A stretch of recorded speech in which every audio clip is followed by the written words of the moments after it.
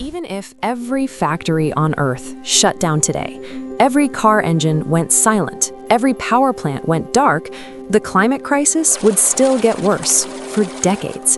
That's not fear-mongering, that's physics. Welcome to Earth Day 2026. This year's theme is Our Power, Our Planet. And understanding what that really means requires us to be honest about where we actually stand, not where we wish we were, where we are. So let's talk about it. We've all heard about green energy, solar panels, wind farms, electric vehicles. And yes, that progress is real. But the backbone of modern civilization, steel and cement, cannot simply be switched off and replaced overnight.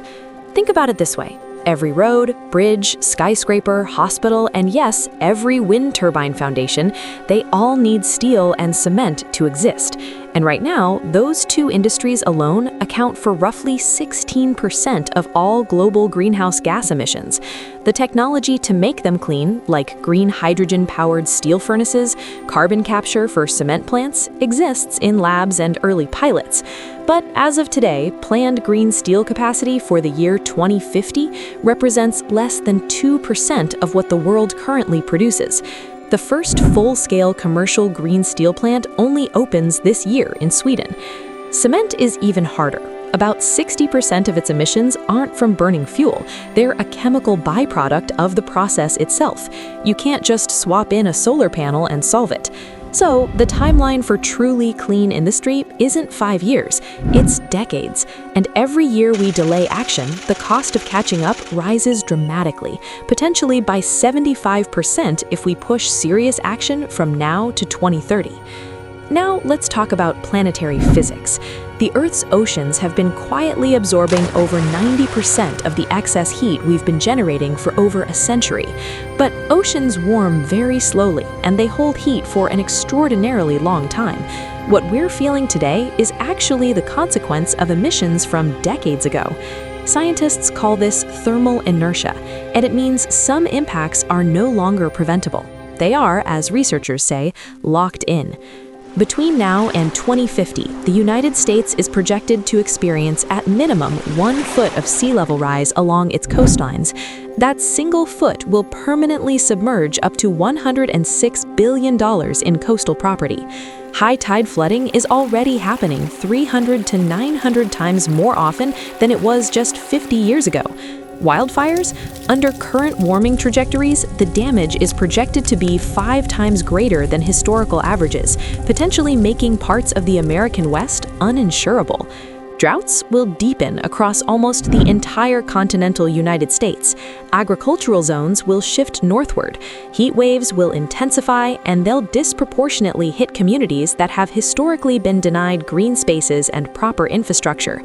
This isn't a prediction for the distant future. This is the next 25 years. These changes won't hit every American the same way. If you're in the Northeast, aging infrastructure faces growing storm damage and shifting fisheries. If you're in the Southeast, Florida, the Carolinas, accelerating sea level rise is already reshaping your coastline, and the heat and humidity will increasingly threaten public health. The Midwest faces unpredictable growing seasons and more severe river flooding threatening America's food supply. The Southwest is staring down multi-decade droughts and wildfire seasons unlike anything in recorded history, with water reservoirs like the Colorado River already stressed to their limits. And in Alaska, the very ground is melting. Permafrost thaw is physically destroying roads, pipelines, and indigenous ways of life. The question isn't whether your region will be affected, it's how prepared your community is when it arrives. Federal climate policy has taken a significant step backward in 2026, but the science hasn't changed.